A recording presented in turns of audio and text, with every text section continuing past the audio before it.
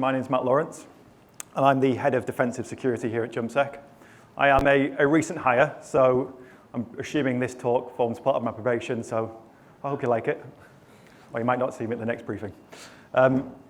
So, as the title suggests, I'm going to talk you through an incident.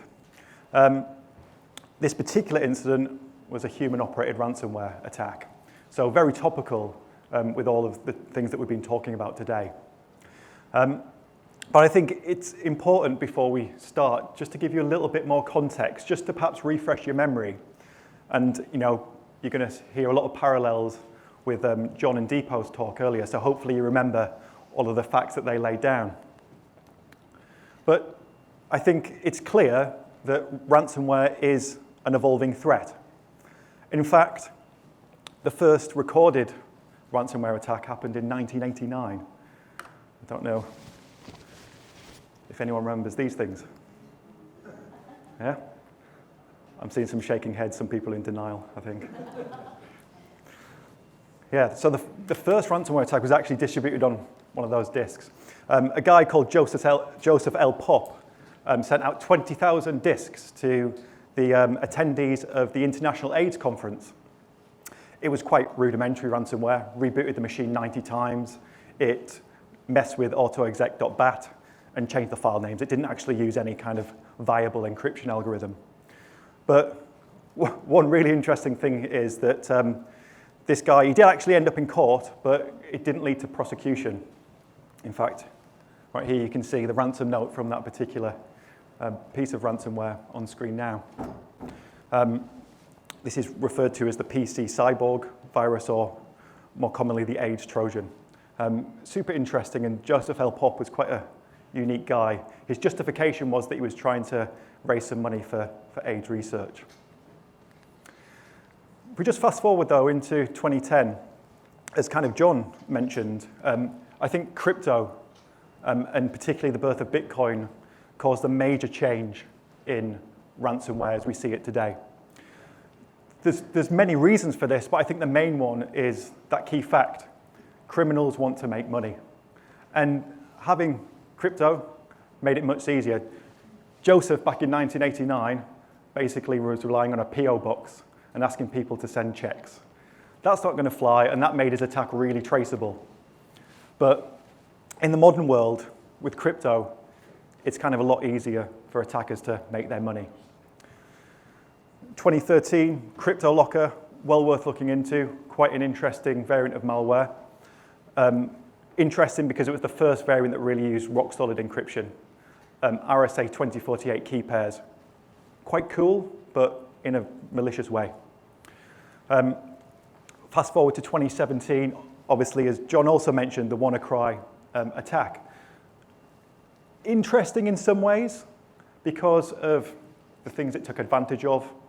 Eternal Blue, utilizing state tooling that was released by the shadow brokers, but spreading very much like traditional malware.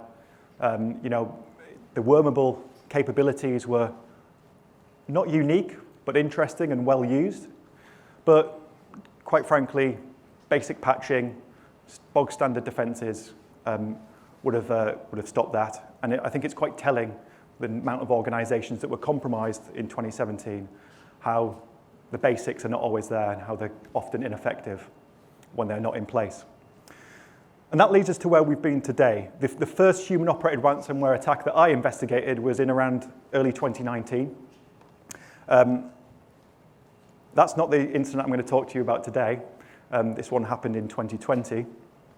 But the big difference with human-operated ransomware is it's not like a traditional attack, or how we've perhaps seen traditional malware compromises in organizations, where it's a user's gone to a drive-by download site, something's hit their box, maybe AV's picked it up, maybe it hasn't, but we isolate the host and jobs are good.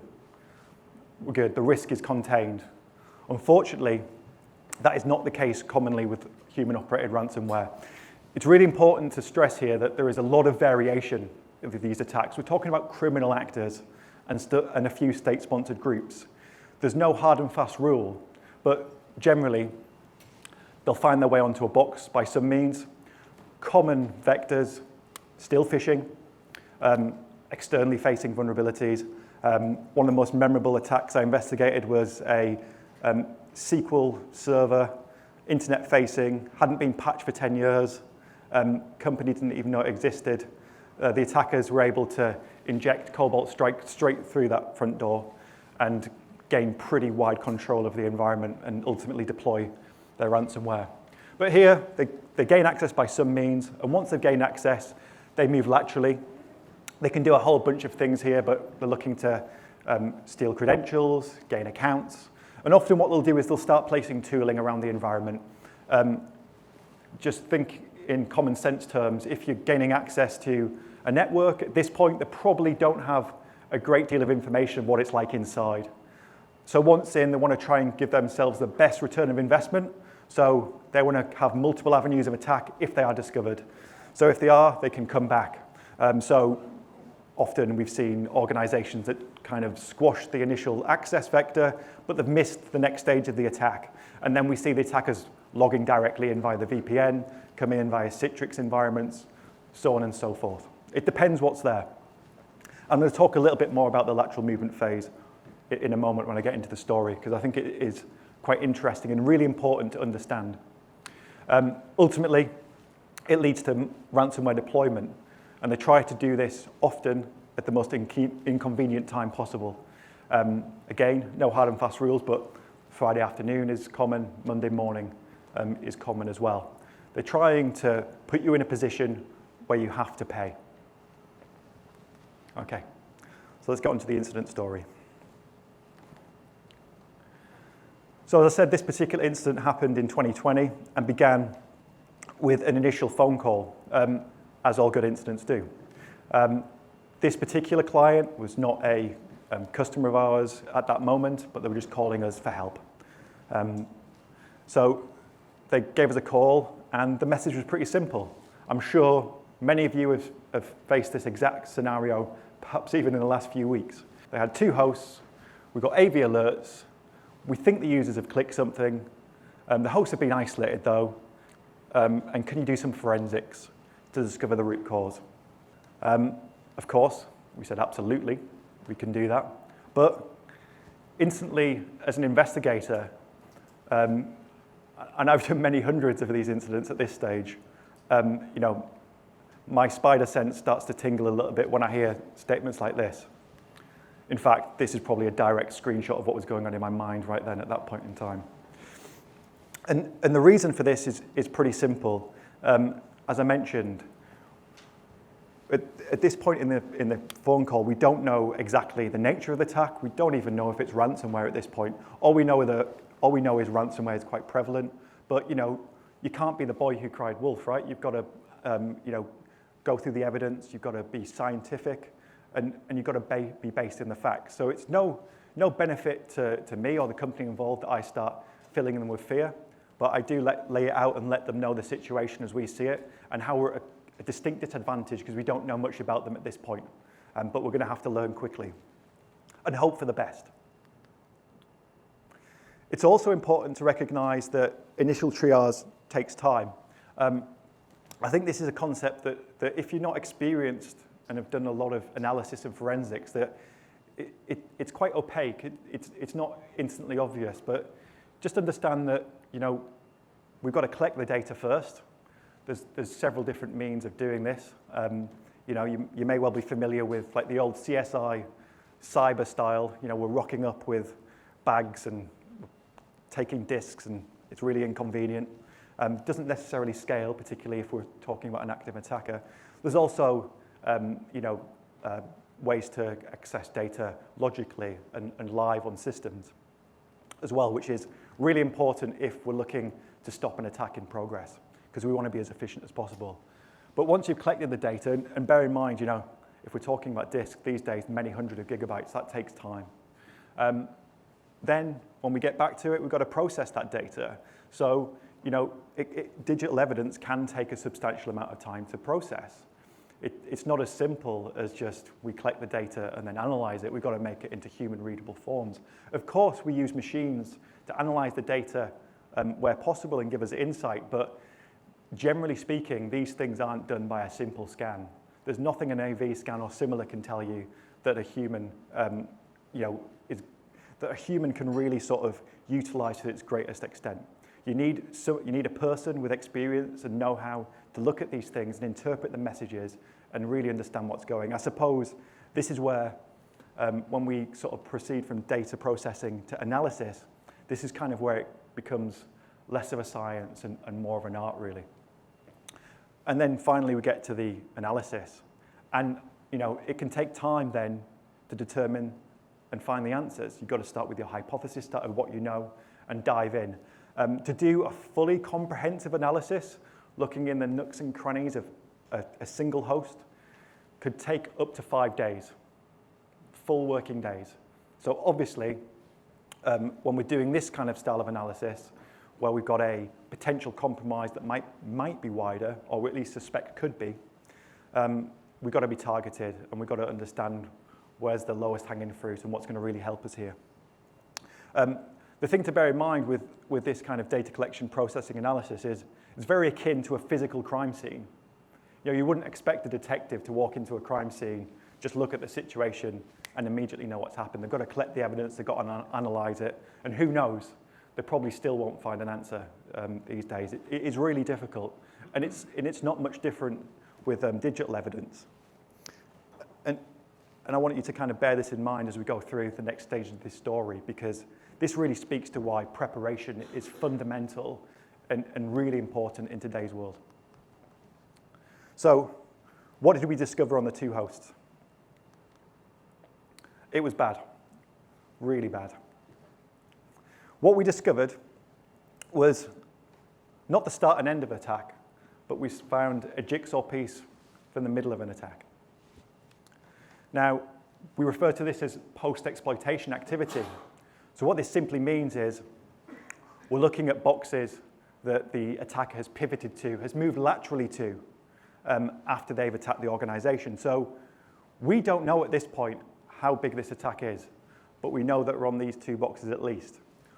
What we also knew from the analysis, and this is the really bad point, is that they had domain admin credentials at that stage.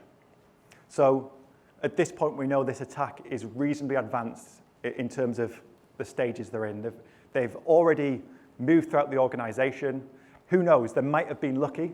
They might have just happened on a single host, and due to bad hygiene, the company was using domain admin all over the place, and they've just managed to pop the credentials out of memory really easily. It could also be that this is, these are hosts 99 and 100 that they've popped on their way to potentially ransomwaring the organization. Still at this stage, we did not know that this was a ransomware actor for sure, but all likelihood is, all our experience was pointing towards that possibility. So we wanted to make sure that we were bearing that in mind as we proceeded, but also keeping an open mind. There's no guarantees in any of this. It's not easy, and it can be quite difficult to determine intent in the midst of a battle like this. So, at this point, just to recap, we knew an attack had occurred. We knew they had domain admin. We knew 2 hosts at least were impacted. And we obviously knew that we needed visibility fast.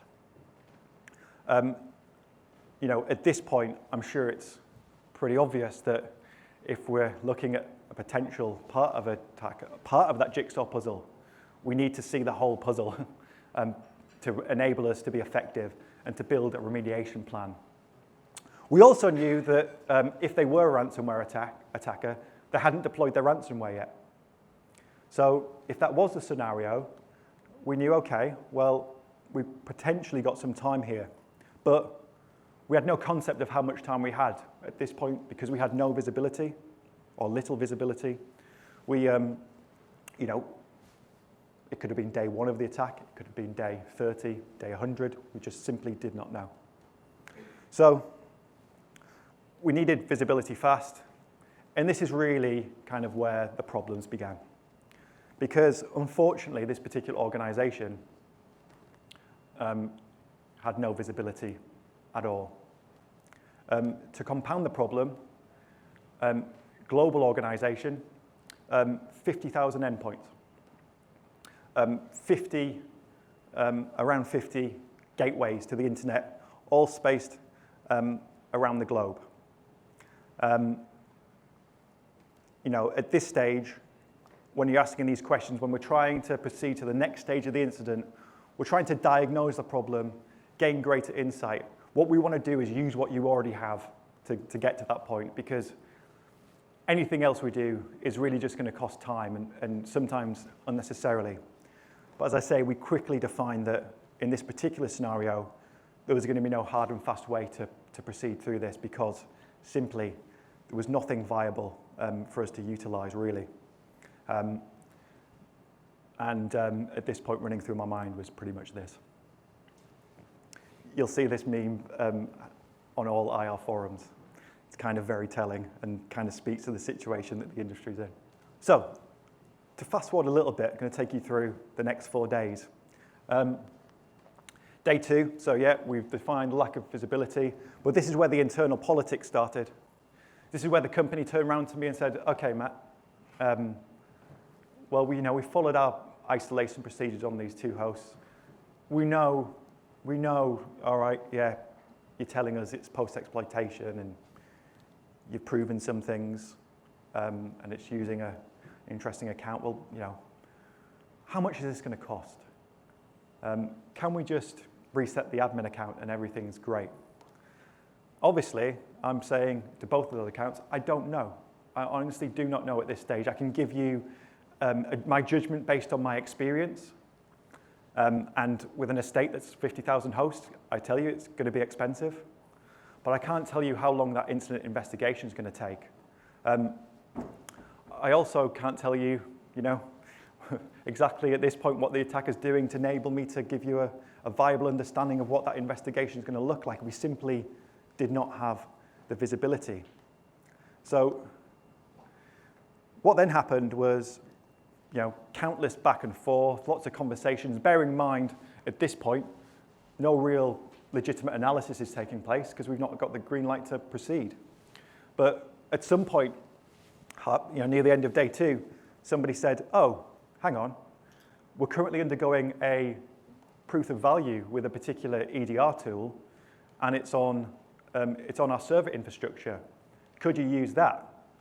And of course, I said, yes, you could have told me about this 48 hours ago. And so we logged on to the management console of that particular EDR tool and confirmed that the attacker had compromised and gained access to every single server in their domain at this point. So this is getting really, really bad, to be honest. Remember what I said, the best thing we want to do is utilize what's there. So we went, great, you've got an EDR tool, it's a proof of value. Can we just roll this out to the entire environment right now to give us this visibility? I said, okay, that could be a viable plan. They went and spoke to the vendor. The price came back at about $2 million. So that was quickly shelved as a potential plan. And just goes to show, it is not advisable to be seeking visibility in the middle of a situation like this. Day 4, an agent from a 3-letter organization showed up at the head office of the company. I absolutely love this agent, and we met up after the incident, and I bought him a beer, and you'll see why. The 3-letter agent, as 3-letter organizations do, just showed up to the head office, walked up to reception, said, can I have a meeting with the CEO, please? Reception obviously said, no, go away. And then within a few hours, this message filtered back up to us that this particular person was looking to speak to us, speak to the company, and we was like, yes, let's speak to that person because it sounds like they might have something interesting to say. And it's quite a coincidence that we're going through this at the moment, and then these guys show up. Turned out it was because of the ransomware attack, and what had happened here was they were investigating a similar attack on another organization, and through some of the work that they were doing on enumerating the attacker infrastructure, they had then seen evidence, direct evidence, that the attacker was targeting this particular organization. So this was essentially a tap on the shoulder to say, by the way, it doesn't look like you've been ransomwared yet, but we have direct evidence that a ransomware actor is currently live on your estate and is moving to ransomware you. effectively then confirming everything that we've been telling them for the past 3 or 4 days at this stage. You need visibility fast, you need to make a plan, get your backups sorted, and good luck, basically. And the agent evaporated and went off on his merry way. It's at this point that we then discovered that the backups weren't any good. There was, some online backups, no kind of strong off-site backup procedure, and, the old adage, it isn't a backup until you've tested that you can recover from it, and unfortunately, for whatever reason, that testing hadn't taken place. So we're in this position where, essentially, what could be the only get out of jail free card if the attacker detonates their attack is really not a viable option. We asked them to start backing stuff up, but at this stage, although this company did have significant internal resources, we recognized that we're going to need to use a lot of those resources for other things that we're going to need to do. But we did take some measures like taking a domain controller offline. That is quite a good measure if you're in a Windows domain, for example, because that can aid when, if everything does go up in smoke, you can use that as a means of re-establishing replication and aiding recovery. It's a little tip there. Day 5, thanks to this guy and all the nagging I've been doing, we deployed EDR. We deployed a solution at cost, came in at about 50 grand for 30 days of usage, and they extended it a little bit afterwards. But essentially at this point, we're targeting every host in their domain to gain visibility. Now, I'm sure many of you have deployed software in peacetime before and know how much of a frigging nightmare it is. Imagine doing that in the middle of a crisis. It is even harder. And I'm not going to name any names, but they did have a certain popular 3-letter acronymed IT service provider. And we essentially had to have a completely open bridge with the provider, repeating the same 3 instructions. Have you selected the right MSI? Are you launching it with the correct privileges? Have you done the work on the firewall to enable communication? Repeated messages, and just goes to describe how difficult these things are. I'm casting no aspersions, although it sounds like I am, against the people here, because it is a really bad situation. And I'm really sympathetic to this, having seen it the world over, to be honest. It's not a unique situation. But also, you've got to recognize that when you're deploying software, it's not just going to hit every host in the domain immediately. That would be a great solution, but you just got to be realistic. There's hosts offline, people have got laptops in bags, things break, it's computers, right? So we know that we're playing catch up now. We know it's a ransomware actor because the 3-letter acronym agent has told us that now. So we can, for a moment, pause our TI work because we know we've got a pretty decent lead at that stage. But we still know they haven't deployed their ransomware. So it's a bit of a race at this point. We still don't really know how long they've been extant in the environment. But so we're slowly gaining visibility over time. I'd like to give you sort of a hard and fast number. It's like, 10,000 hosts a day. It didn't really work out like that. It was slow and steady at first. I think by day 7, we had about 5,000 hosts. And then as time went on, we got even more. Eventually, as we come to the end of the story, and I'm speaking to you a little bit about remediation, we never actually achieved 100% visibility. And that's a really dangerous place to be at, because that meant that we had to make decisions, based on what we knew, but knowing that there was the potential for the attacker to be at large elsewhere. And in these kind of situations, that's potentially dangerous because it's giving the attacker an opportunity. So right the way through this, from day 2 onwards, I'm really telling the organization, there is no guarantees we're going to be able to save you here. At any moment they could detonate the ransomware. We don't have enough control of the situation to really make an impact at this point. Just prepare yourself for that. were in the middle of being acquired as well. So that then came out of the woodwork. So that was a really interesting conversation, which basically boiled down to, if you don't stop this, the acquisition is going to be over. So I was like, great, thanks for that.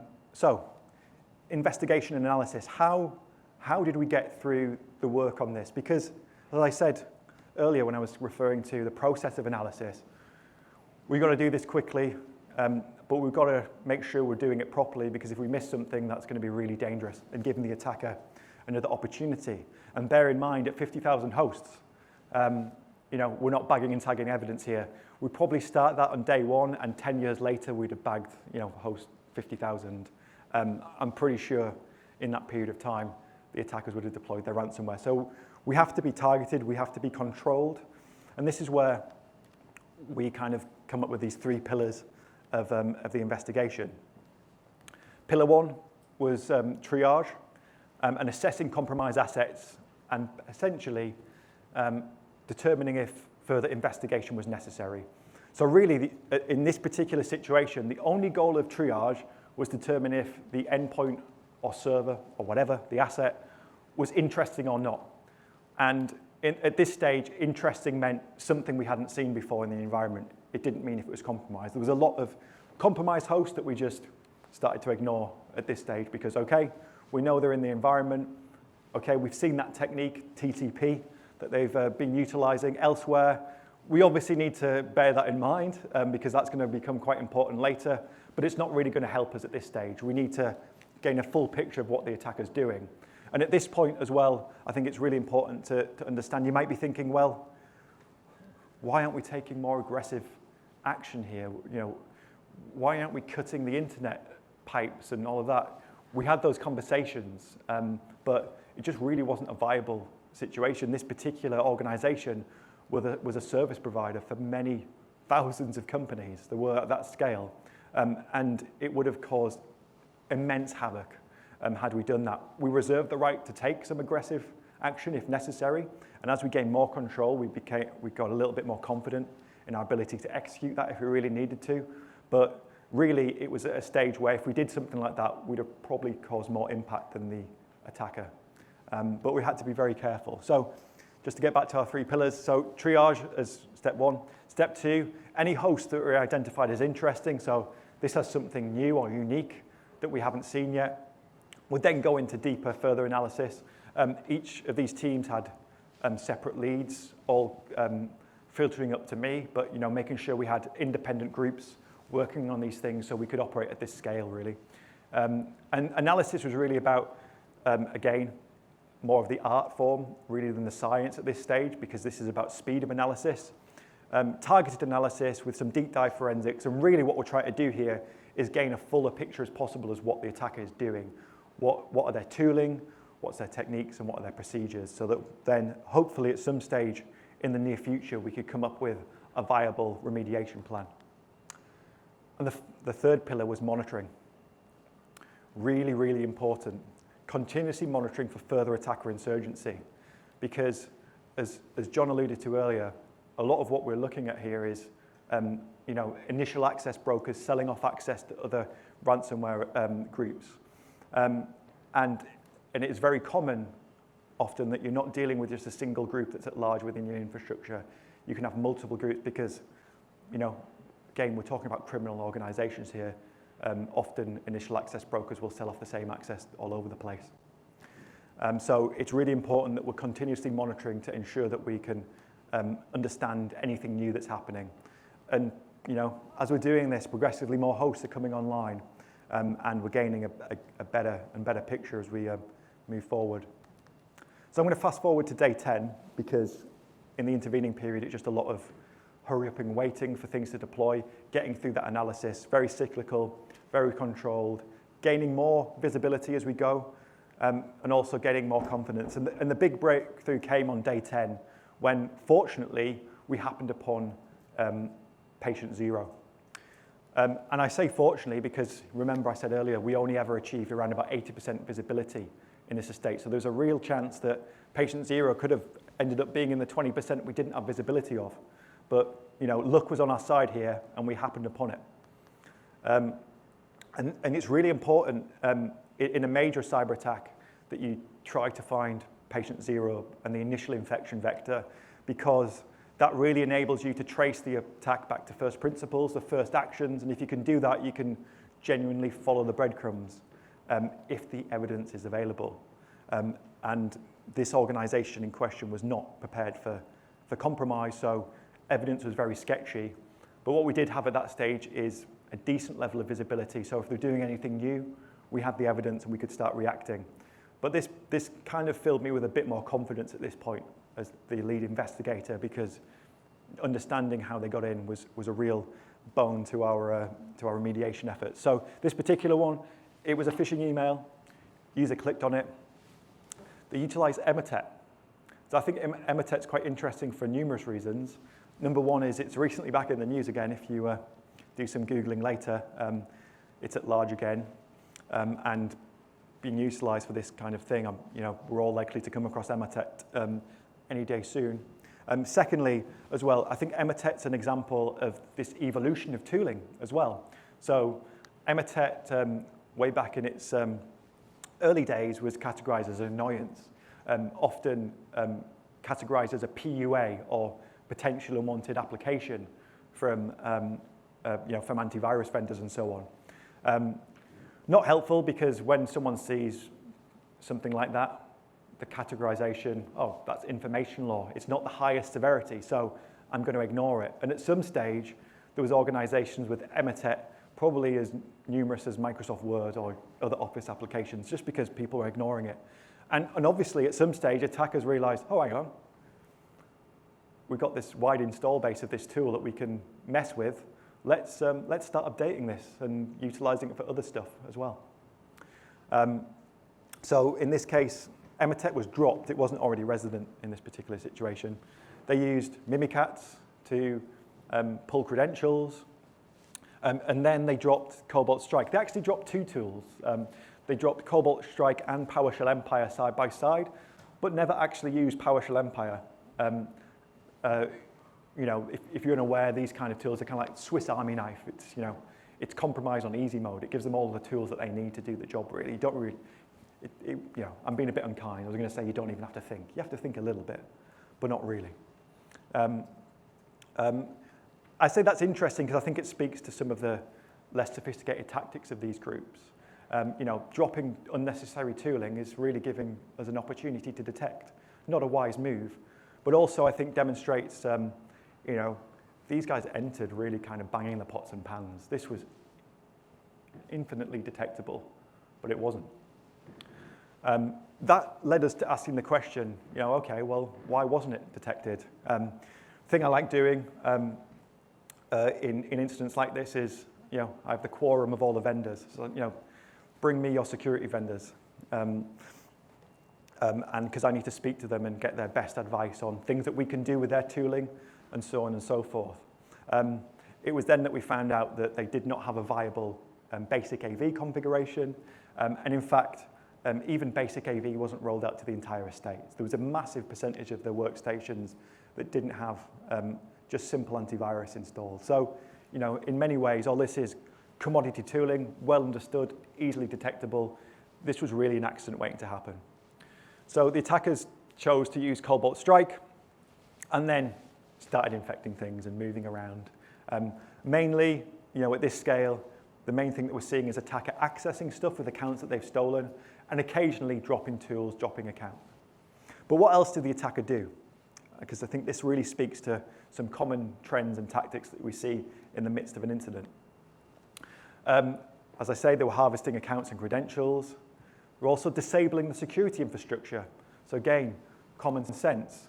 They're trying to make it easy to deploy their ransomware. And even though, although the attacker didn't know it, this organization had done a good job of impairing itself. They were doing their best to try and disable things. They've got domain admin. They can do this kind of stuff. They were messing with group policy. They were logging on to servers that were management servers for their capabilities and pushing out instructions to either turn it off completely or indeed reduce it to basically you might as well switch it off because it's not doing anything. They're also attempting to exfiltrate company data. I say attempting. Fortunately, at this point in the compromise, when they got to this situation, and again, remember, a reason they're exfiltrating the company data is that if you stop the attack, so they might not end up ransomwaring you, or if they do, you might decide not to pay and recover from backups. Well, if they've stolen your data and stuck it on the internet, that's another really great way to ransom you. So they're trying to exfiltrate, but we had enough understanding and visibility at this stage to react to that, and we're able to stop that in process. That was one of our red lines.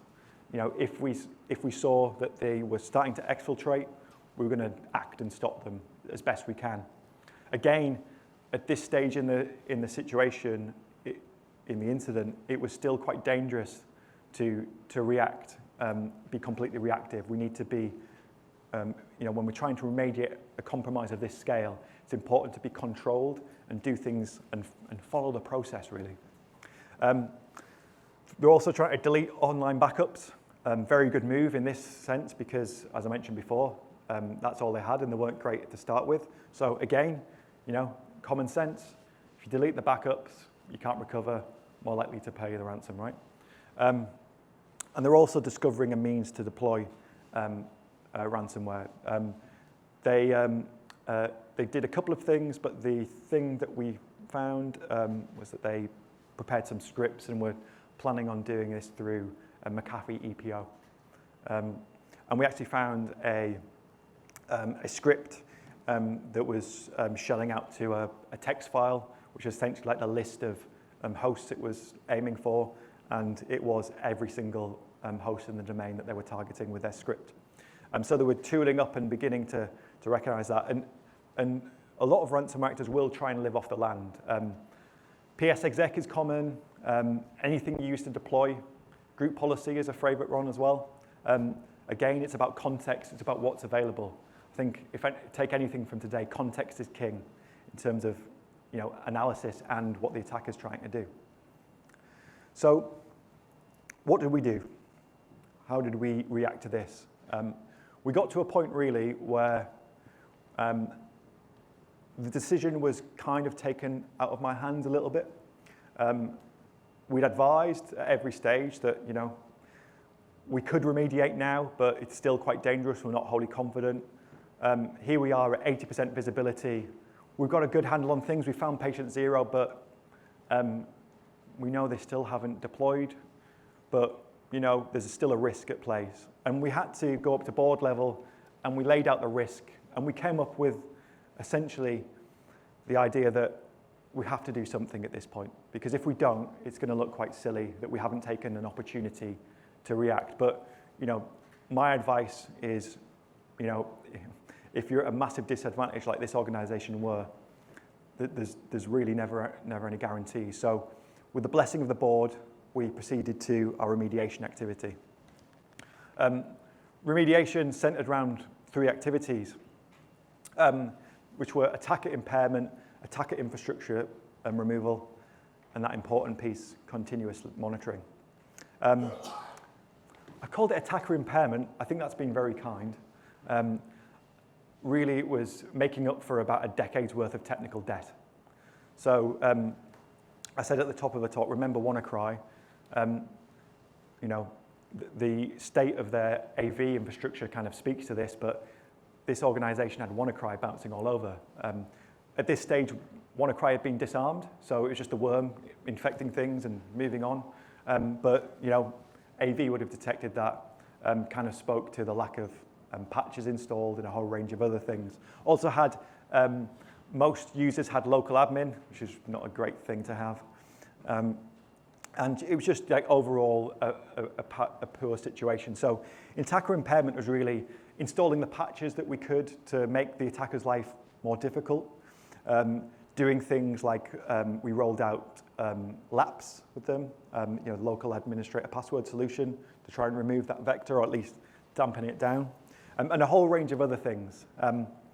It was at this point we learned that, unfortunately, you know, the organization had made a decision years earlier to not go for the central management console for their gateways.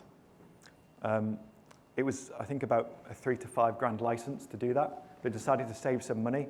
And it was at this point we learned that they were treating every single firewall in their environment, every gateway. Remember, they have 50 of these things as single entities. So all being managed separately, all needing separate policy updates. Obviously, it was a complete mess, really.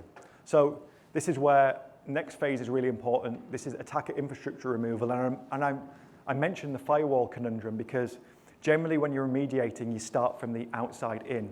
And this is why it's so important when you understand the patient zero and the infection vector, because we can gain more confidence in the fact that we've kind of, understood where most of the C2 locations are, command and control IP addresses here.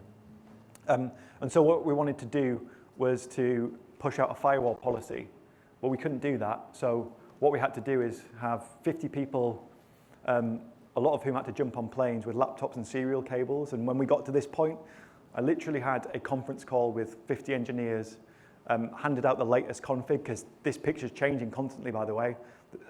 Every minute there's new updates, new things that we're finding, and we're having to kind of update as we go on the fly. And I literally had to go, okay, latest config, everyone ready? Yep. It's a bit like, I know, I like to think it was like NASA, not as cool as that. And I was like, right, 3, 2, 1, everyone hit enter. That's how ridiculous a state we got into. And it made it actually really difficult because from that point forward, like every firewall update, as we find new stuff, was taking more time than was absolutely necessary. Here in attacker infrastructure removal, we're also targeting the malware and tooling and things that we found. And not just that, live off the land binaries, things that the attacker could utilize to do interesting things and ultimately bypass detection and otherwise. So, this is, I guess, the main body of the remediation. This is what perhaps would be traditionally understood as remediation, but, these two things are really important and have to come together, particularly in a situation like this where they were really far behind the curve. Finally, this continuous monitoring piece. So remediation is incredibly dangerous. It is the most dangerous part of any kind of breach, to be honest, because at this point, particularly with ransomware actors, we're raising our white flag and we're telling them we're onto you and we're trying to wipe you out. And it might just be that out of spite, they decide to deploy ransomware at that stage because they've gained some level of access. So we're expecting a greater level of insurgency here. In fact, they did try to get back in several times. They came in via the VPN. Fortunately, it was into a part of the infrastructure that we had good visibility of. We stopped it immediately and then went back to attacker impairment phase and securing the VPN a bit better to make sure that couldn't happen. Things like MFA and all that kind of good stuff. But it's really difficult because what we're trying to do here is utilize the resources that we had to the best means possible. We're running out of people, quite frankly, at this point. Not just my team, the client as well. We're using pretty much every IT engineer in the business. In fact, anyone could even sniff a computer at this point was doing something to help out here. And in the background, throughout all of this, there's the sales team want to know like what's going on, what do we tell the customers, like what's happening, and we're not prepared for any of this. To our ultimate surprise, in this particular situation, the result was a good one. We were able to stop the attack before the ransomware was deployed. I did not believe that it was possible at the start of the incident, but by hook or by crook, we made it there. But it was, to be honest, through luck more than judgment. We later found out that we were brought in on day 2 of the attack. So actually, we were kind of working in step with the attacker.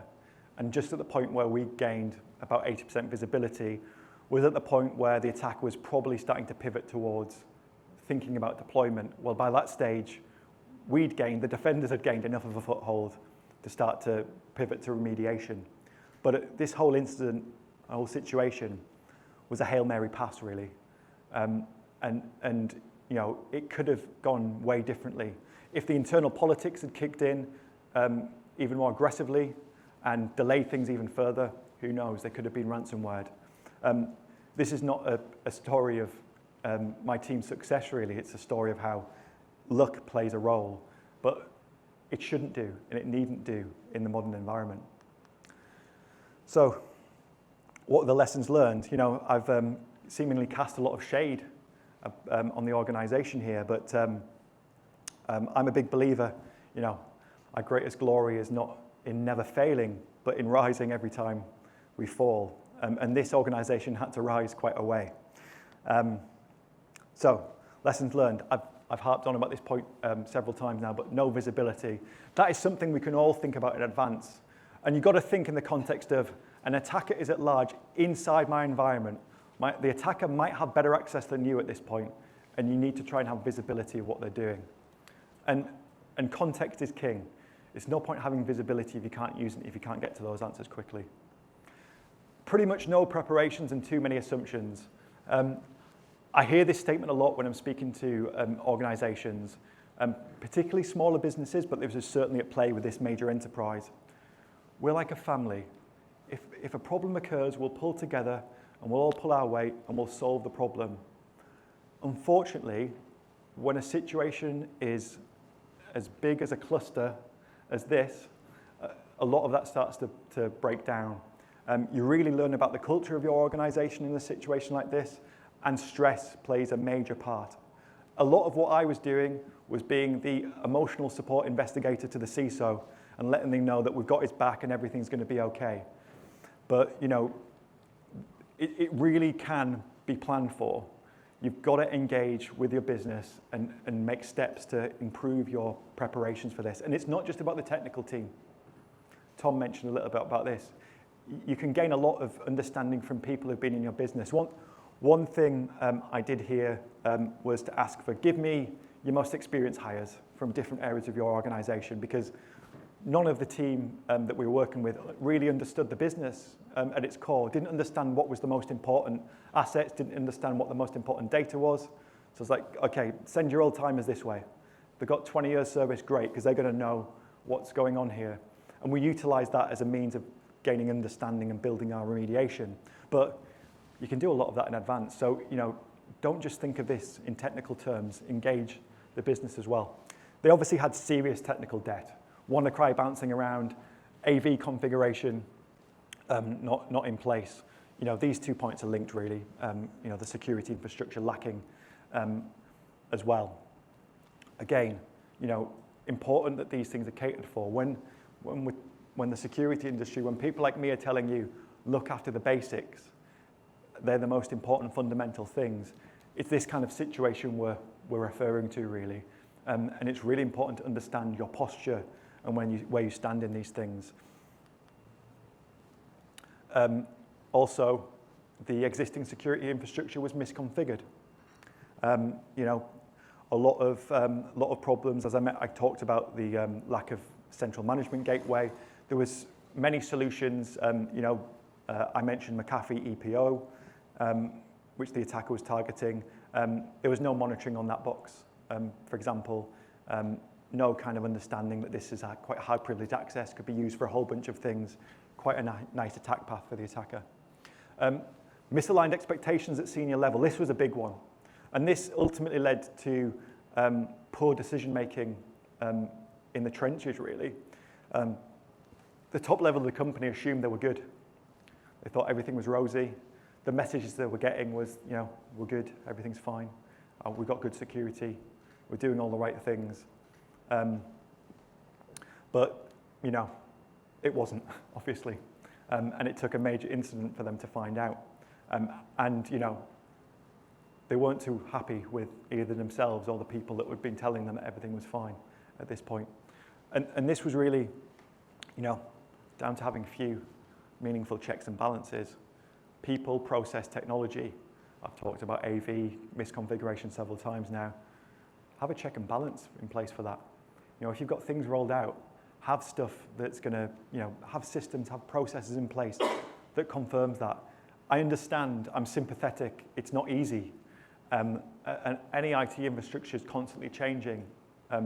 There's no kind of there's never a fixed state in these things, but you should be dip testing constantly. My advice would be take hosts at random. Pick one a day and just see, is the configuration correct? And do it from different parts of your infrastructure. Is everything working as we should expect it? Because that could be a real trigger to you for digging further and troubleshooting what might be a major blind spot and a major issue. Little understanding of the threat and available attack paths. If they'd combined these two things, the checks and balances and an understanding of the threat and the available attack paths, it probably would have led to a greater level of cultural change and probably better aligned expectations at senior level. And who knows, hopefully better budget, or at least, the team, the security team and the IT team being able to cover themselves a little bit better. So, to review, what I was aiming to do today was to, briefly discuss the evolution of the ransomware threat so, we all understand where this has emanated from. Cover a war story from a large-scale attack that I investigated, my team investigated, to set the scene and help you interpret the key lessons, really. But what I really hope is that some of the things I've said here have motivated you to act. Perhaps you've seen some of your own organization in some of the points I've made today, and I hope that you can think about that when you return back to base. And listen, come and speak to us if you want some assistance and further guidance. And let me say thank you.